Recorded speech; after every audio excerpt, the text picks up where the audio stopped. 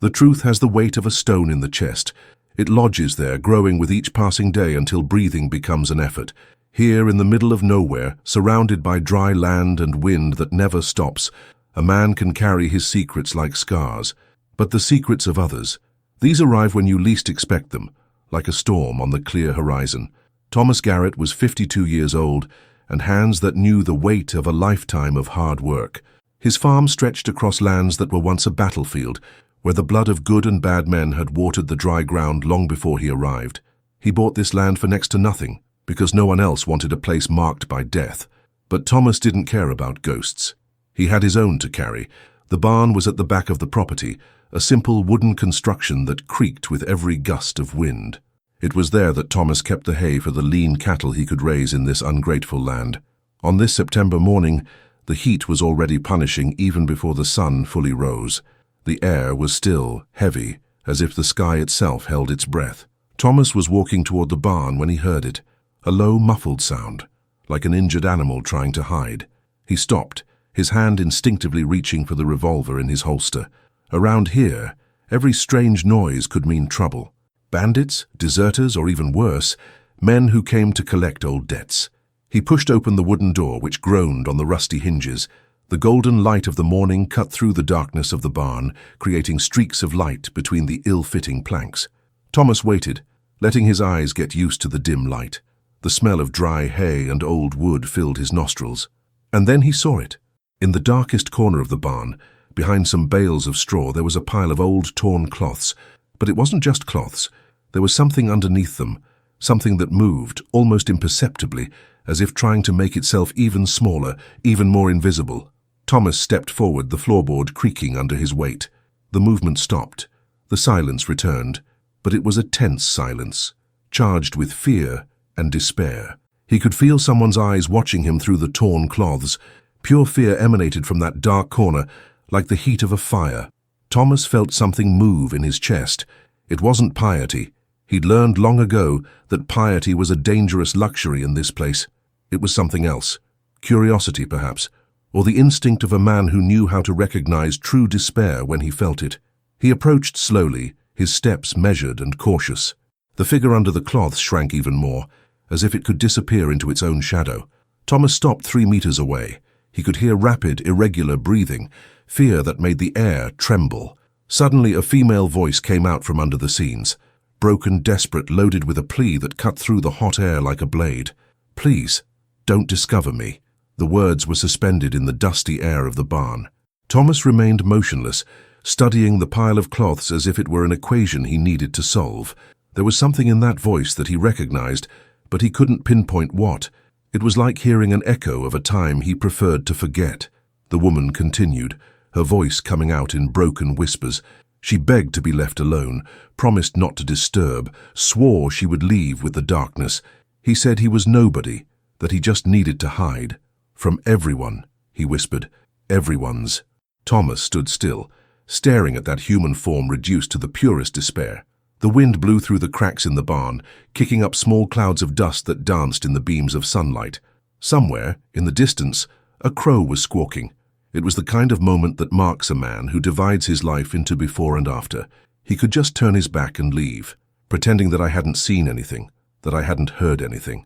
That was what any sensible man would do. Here, meddling in other people's lives was a sure recipe for problems. But Thomas Garrett was not just any man. He was a man who carried enough weight on his conscience to recognize when fate put a choice in his path. The woman mentioned that she had been there since the night before. Thomas remembered hearing horses passing by on the road far away, 3, maybe 4 animals galloping hard.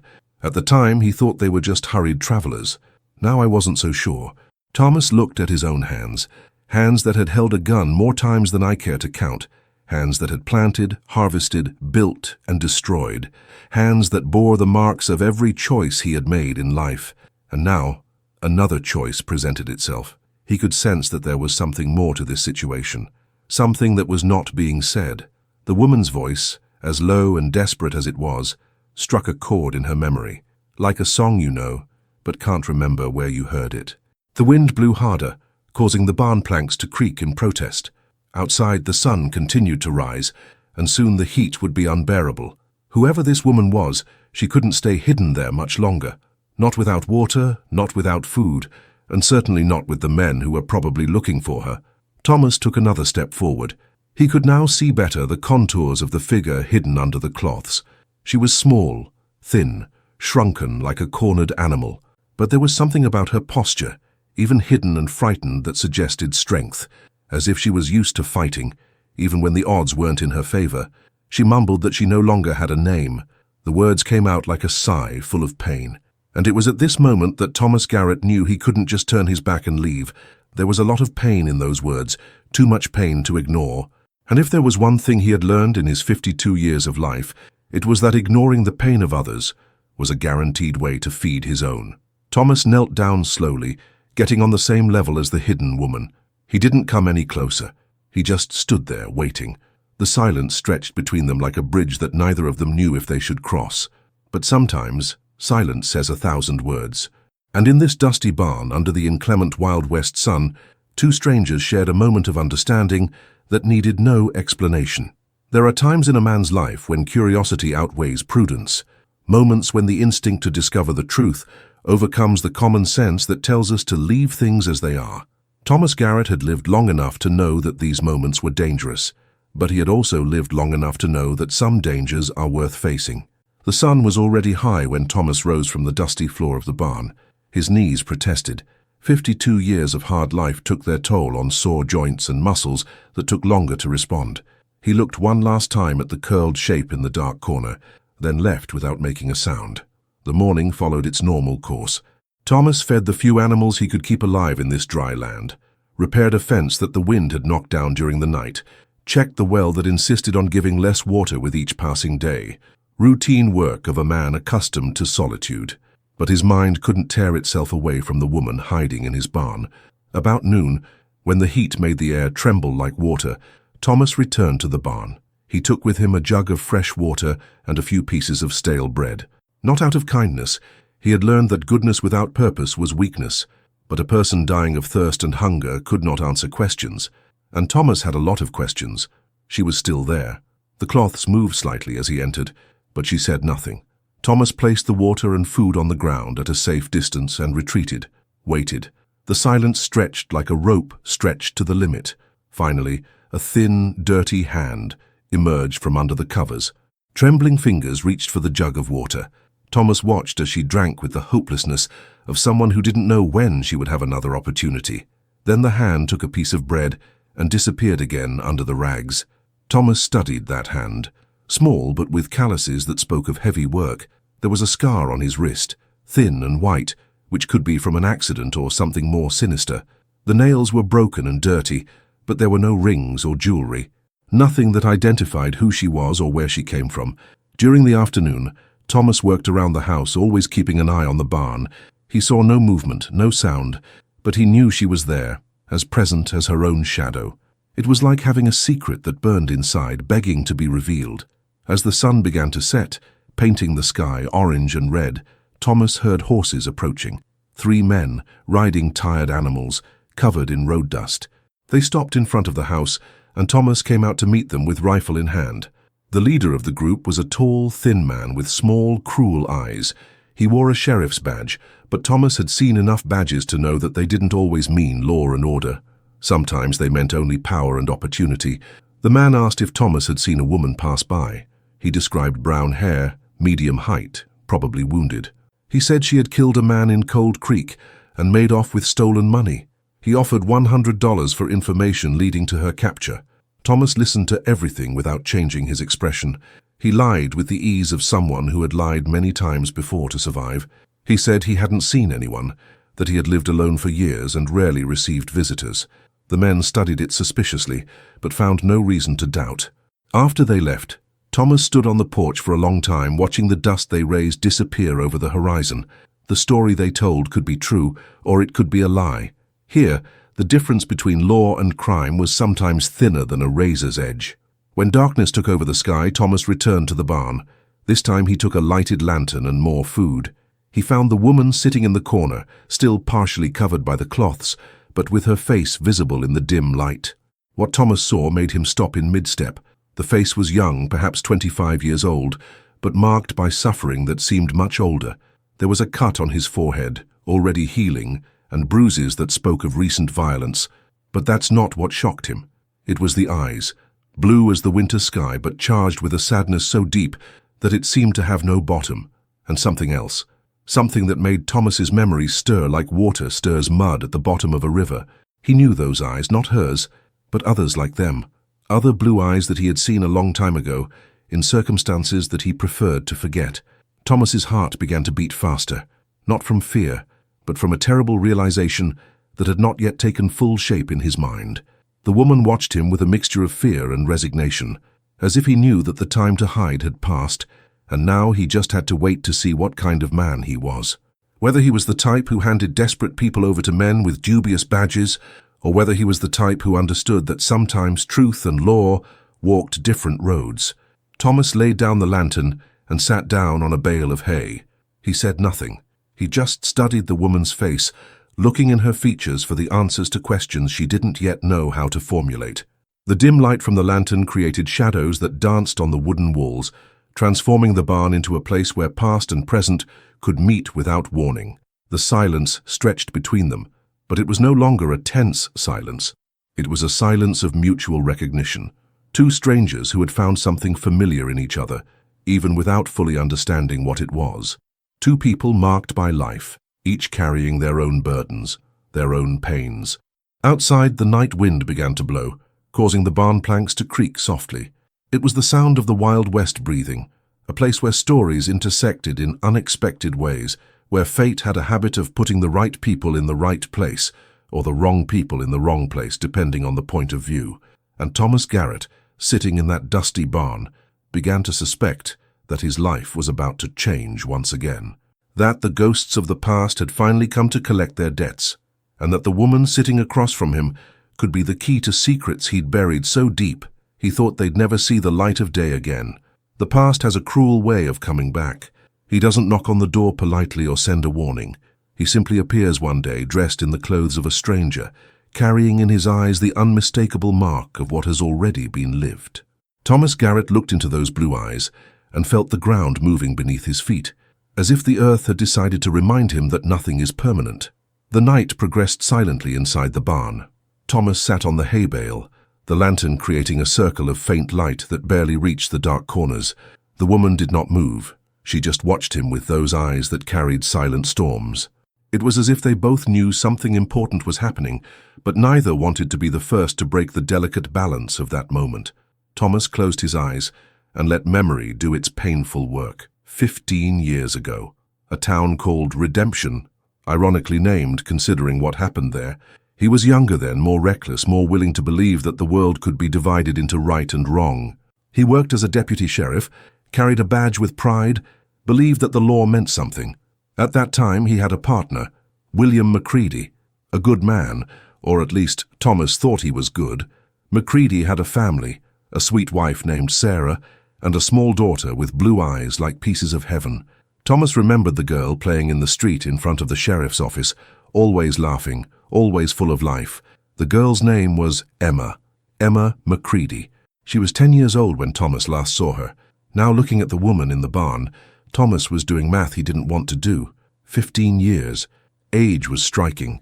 The color of the eyes was the same, and there was something about the shape of his face, the jawline that echoed traits he vaguely resembled Sarah Macready.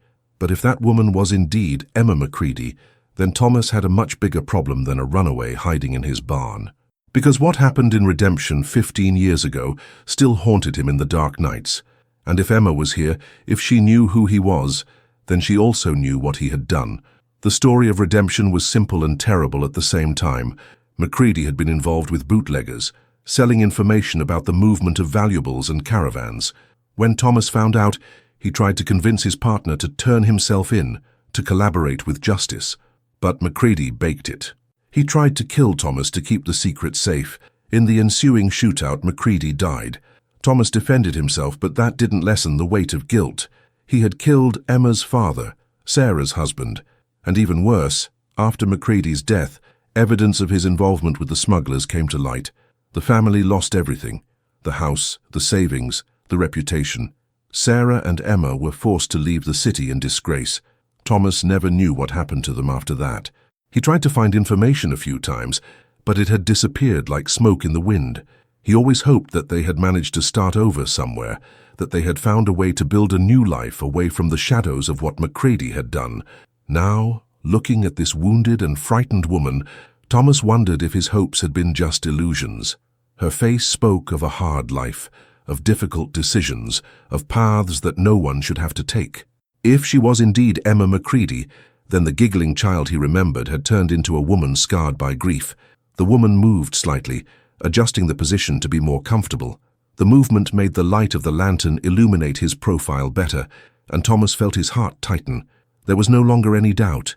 It was her, Emma Macready, now an adult, wounded, sought after by men who might or might not represent true justice. Thomas wondered if she recognized him as well. One knew who he was. If he was here by chance or if he had come to look for him specifically, the idea that she might have spent 15 years planning some kind of revenge made him gulp. Not that he blamed her. If the positions had been reversed, if someone had killed his father and destroyed his family, Thomas would probably have spent 15 years thinking about settling scores as well. But there was another possibility. Maybe she didn't know who he was. Perhaps he had hidden in his barn by pure coincidence.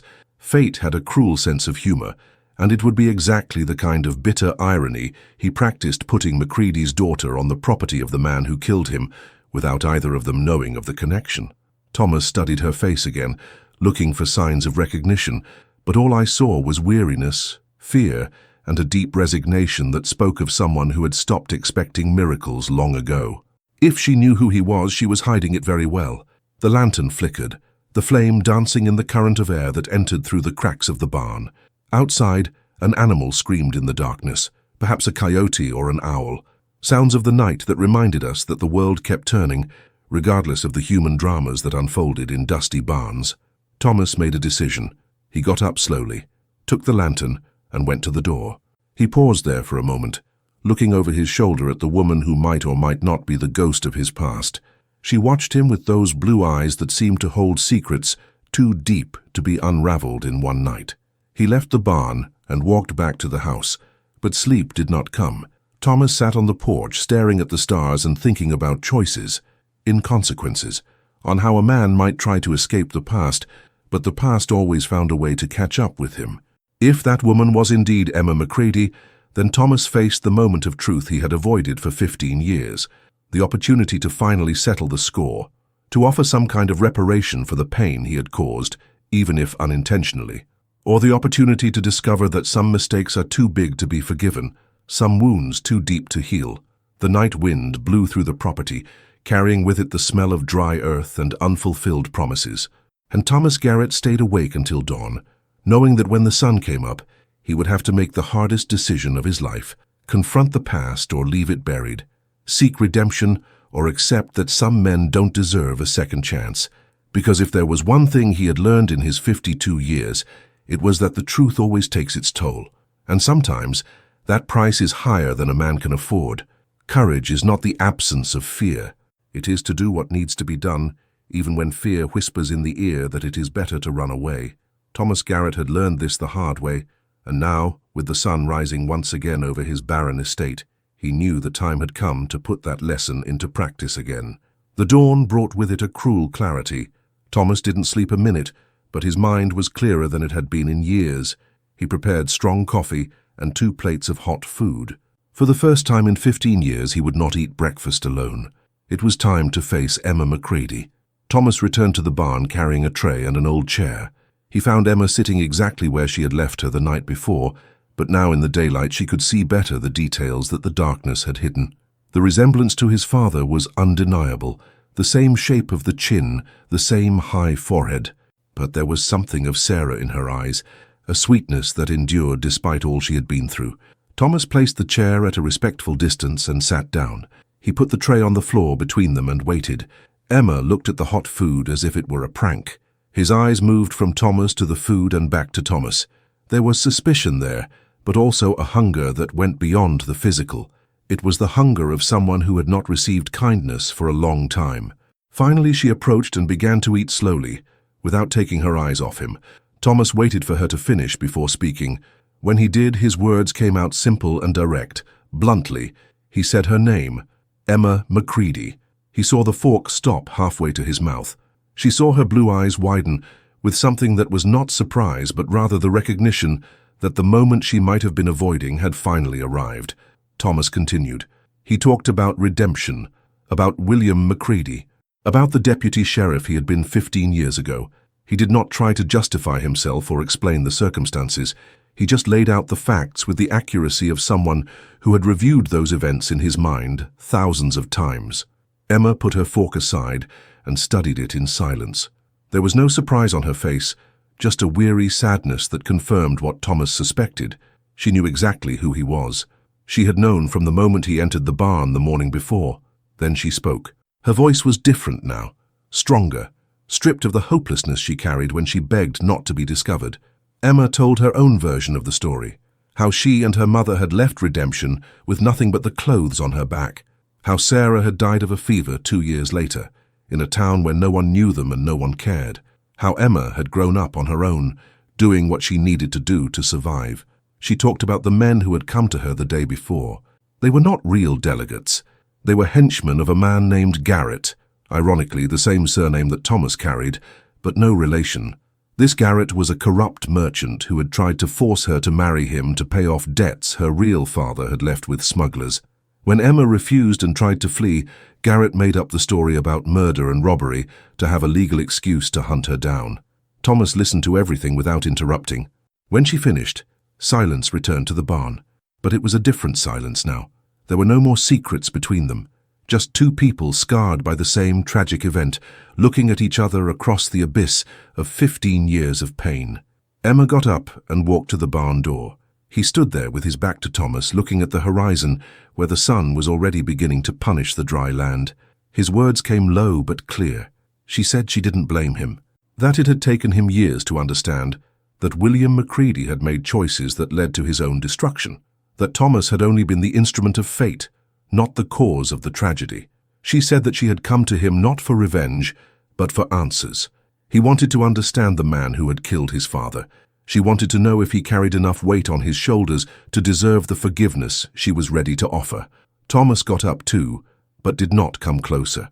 There was a distance between them that 15 years had created, and he knew that it could not be crossed in a single day, but it could be respected.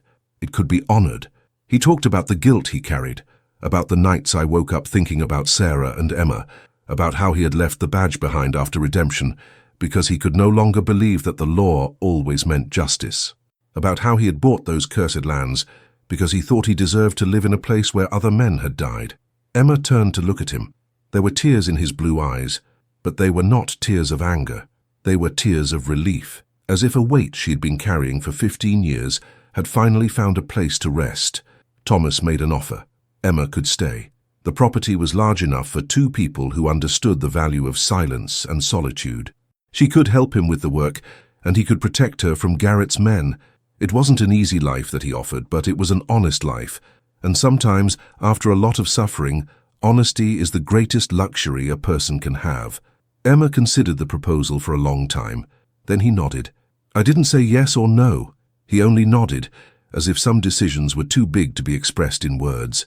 That night, Thomas dined on the porch of the house while Emma ate in the barn. They were not yet ready to share the same roof, but it was a start. He looked up at the stars and thought about redemption, about how it comes not as a sudden ray of light, but as the dawn, slowly, gradually, tinting the dark sky with promises of a new day. Garrett's men returned twice over the next few weeks. Both times Thomas convinced them that he had not seen any women. The second time they left for good, following a red herring that led them to the other side of the territory. Emma moved into the house a month later. He occupied the small room at the back, which had belonged to the previous owner. She was a tireless worker, and little by little the property began to show signs of life that hadn't existed for years. The well gave more water. The cattle got fatter. The fences stopped falling. They spoke little but worked well together. There was an understanding between them that needed no words. Two people who had found a way to turn a shared tragedy into something that looked like peace. Thomas never asked if Emma really forgave him. Some questions are too big to ask. But on warm nights, when they sat on the porch after work, she in one chair, He and another, with a respectful distance between them, he could sense that something had changed. The weight on the shoulders was still there, but now it was a split weight. And split weight, he found, is easier to carry. The Wild West had a cruel way of bringing people together who weren't supposed to meet. But sometimes, just sometimes, that cruelty turned into something different. Not in happiness, that was too great a word for lives like theirs, but in something that looked like redemption, into something that looked like home. And Thomas Garrett, at the age of 52, learned that sometimes the best way to bury the past is to give it a place to live in peace with the present. That forgiveness is not forgetting, but finding a way to carry the memories without letting them destroy what can still be built. The history of the men and women of the West was not made up of happy endings.